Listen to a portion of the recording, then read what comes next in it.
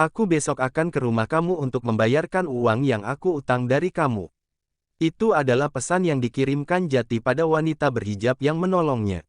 Cukup lama Jati menunggu pesan yang ia kirim dibalas oleh wanita berhijab yang menolongnya. Bahkan laki-laki itu benar-benar baru merasakan hal seperti ini. Harus besok banget ya. Itu adalah balasan dari Kara, yang langsung membuat Jati berjingkrak gembira. Rasa bahagianya mengalahkan ia menang taruhan balap motor. Rasa lelah, ngantuk dan juga marah pada sang papa langsung terobati saat itu juga. Ketika laki-laki itu mendapatkan balasan dari wanita yang sudah menolongnya. Bukannya kemarin bilang jangan lama-lama balikin uangnya. Ya udah besok, kalau bisa datangnya setelah duhur ya, aku pulang ngajar abis duhur. Oke, sip, balas Jati. Itu adalah balasan terakhir dari laki-laki.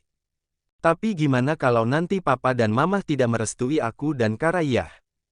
Gumam Jati dengan menatap ke langit-langit kamarnya. Bayangan wanita berhijab masih terus mengganggu kepalanya. Ini adalah pertama kalinya ia merasakan hal yang sangat aneh. Benar kata teman-temannya, ia adalah laki-laki yang selalu anti didekati oleh wanita, karena dalam pikiran Jati yang namanya cewek ya, manja dan juga hanya menyusahkan dirinya, tetapi Kara beda. Wanita yang menolongnya itu mandiri dan juga pekerja keras serta sayang dengan keluarga. Dan yang paling utama dia tidak takut hantu dan juga masakannya enak. Tanpa terasa laki-laki itu pun tertidur dengan pulasnya, apalagi hampir semalaman ia tidak bisa tidur dengan nyaman. Belum badan yang pada sakit karena tidur di atas papan yang tidak rata. Udah gitu ia yang datang ke markas The Kalongs dan niatnya ingin istirahat, marah teman-temannya pada rusuh, alhasil ia tidak bisa tidur dengan tenang. Jadi begini yang katanya mau nikah. Kelakuan masih sesuka sendiri. Pulang ke rumah hanya numpang makan enak dan tidur di tempat yang nyaman. Pagi-pagi Jati sudah harus mendengarkan ocehan dari sang papa. Tidak aneh sih, ini adalah alasan kesekian yang membuat Jati makin tidak betah untuk tinggal di rumah orang tuanya. Papa adalah orang yang benar-benar tegas, apa yang diucapkan dalam mulutnya laki-laki itu terus berkata yang kurang mengenakan, baik pada anaknya baik pada orang yang tidak mentaati peraturannya. Yah, contohnya Jati ia sangat kenyang diceramahi terus oleh papahnya, alhasil laki-laki itu lebih suka hidup di luar rumah daripada dapat ceramah terus. Jati memicingkan matanya sebelah untuk melihat jam berapa sebenarnya, kenapa alarm alaminya sudah nyala. Apa Jati harus mulai kerja hari ini? Bukannya kata papa minta Jati untuk membawa wanita yang akan menjadi istri Jati agar papa tahu kalau wanita itu bukan hamil duluan seperti apa yang papa katakan, ucap Jati dengan malas. Laki-laki itu duduk dan bersandar di dashboard tempat tidur. Jadi kamu serius mau nikah? Kamu saja umurnya baru 20 tahun belum lengkap Jati, kamu benar-benar hanya ingin membuat beban baru sama orang tua kamu. Geram Tommy dengan menatap tajam pada sang anak yang justru tetap terlihat santai dengan duduk dan tangan garuk-garuk kepala. Kematangan seseorang kan dilihat bukan dari umurnya Pah, bahkan yang lebih muda dari Jati juga banyak yang sudah nikah. Bukannya lebih baik nikah muda daripada nikah dalam usia matang tetapi zina jalan terus, balas Jati dengan santai. Memang kematangan seseorang tidak dilihat dari usianya, tapi untuk usia seperti kamu, dan juga kamu yang masih terlalu muda dan belum punya penghasilan, yang ada istri kamu hanya akan menjadi beban papa dan mama, lebih baik kamu pikirkan lagi, ucap Tommy dengan bersiap ia akan pergi dari kamar anak sulungnya. Lama-lama di kamar anaknya Tommy bisa darah tinggi. Papa tenang saja, Jati akan tanggung jawab dengan semua yang terjadi dengan istri Jati nantinya. Meskipun Tommy sudah keluar dari kamar Jati tetapi laki-laki itu yakin kalau papahnya masih mendengar apa yang ia katakan.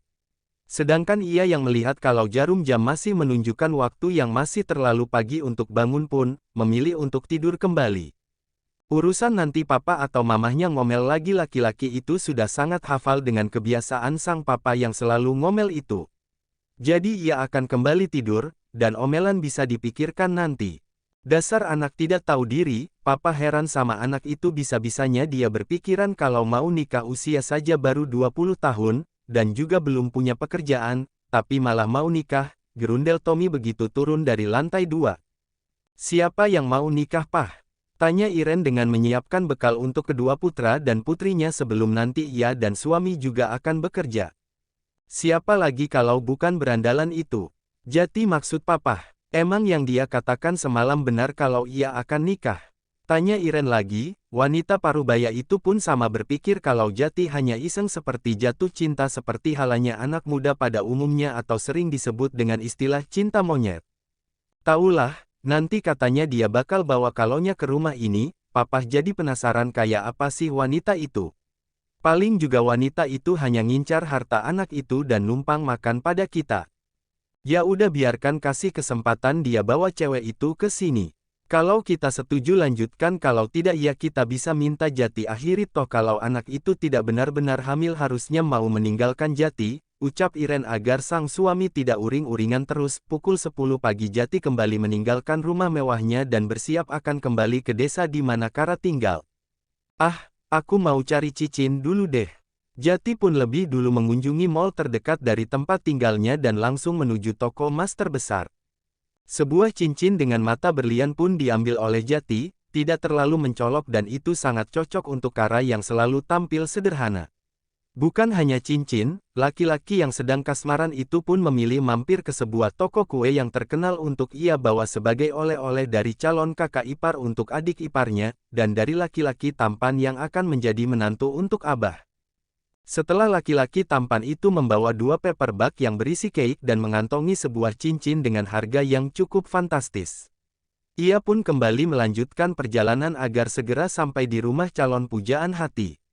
Entah dari mana datangnya kepercayaan itu kalau lamarannya akan diterima oleh Kara, sedangkan dari pertama ketemu ia ada obrolan apapun tiba-tiba dengan yakin Jati ingin menjadikan istrinya, pantas saja kedua orang tuanya mengatakan halu. Jakarta Jonggol, jarak yang cukup lama, hampir 2 jam Jati harus menempuh perjalanan itu. Pukul 12:30 akhirnya Jati pun sampai di rumah Kara. Assalamualaikum, entah berapa kali Jati mengucapkan salam, tetapi belum ada yang menjawabnya. Teh Kara belum pulang, tetangga yang mungkin kasihan pada Jati pun menghampiri laki-laki yang terus mengucapkan salam, tapi tidak ada jawaban dari dalam sana.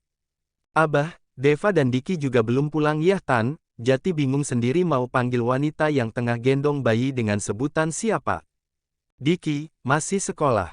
Kalau Deva mungkin main. Mang Asep biasanya lagi ke kebon.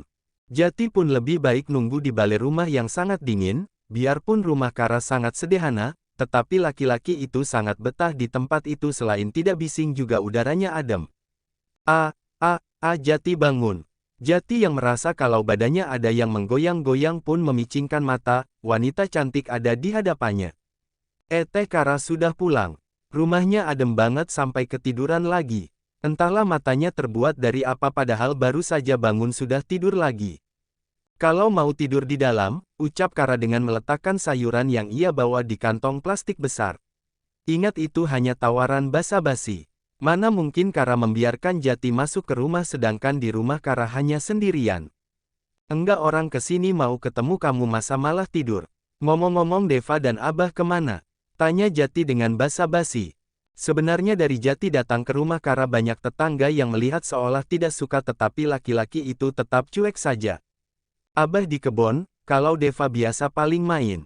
Maaf ya kita duduknya di balai aja. Kara takut nanti bakal banyak omongan tetangga yang tidak enak, ucap Kara dengan menyuguhkan air minum untuk Jati, meskipun Jati sendiri membawa air dalam botol yang ia beli di jalan. Untuk kamu dan Abah serta Diki dan Deva. Jati memberikan cake yang ia beli, sengaja untuk sogokan agar lamarannya diterima. Apa ini ya? Ya Allah, ini pasti harganya mahal. Ih, si mah sok bawa yang kayak gini, sayang uangnya atuh. Balas Kara. Terlihat dari wajahnya wanita itu kurang nyaman dengan apa yang Jati berikan. Maklum ia di desa susah cari uang. Santai aja, lagian ini semua nggak seberapa dengan apa yang kamu berikan. Kalau bukan kamu yang bantu malam itu mungkin aku nggak bakal bisa pulang lagi deh ke rumah, atau bahkan hal buruk sudah terjadi dengan aku. Kalau gitu terima kasih banyak ya. Ini uang yang aku pinjam kemarin dari kamu. Kembali Jati memberikan amplop berwarna coklat yang dari isinya cukup tebal. Kara segera mengambil amplop yang diletakkan di hadapannya oleh Jati.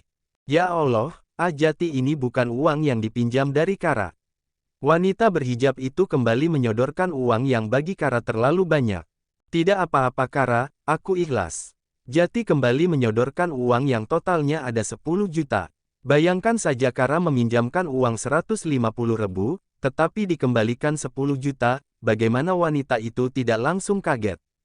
Ini bukan hak Kara. Kara nggak mau nanti ada hutang budi. Sebenarnya kedatangan saya ke sini ada maksud lain, ucap Jati membuat Kara bingung dengan ucapan laki-laki tampan yang ada di hadapannya. Maksud lain? Maksud apa? Tanya Kara dengan wajah yang semakin bingung dan cemas.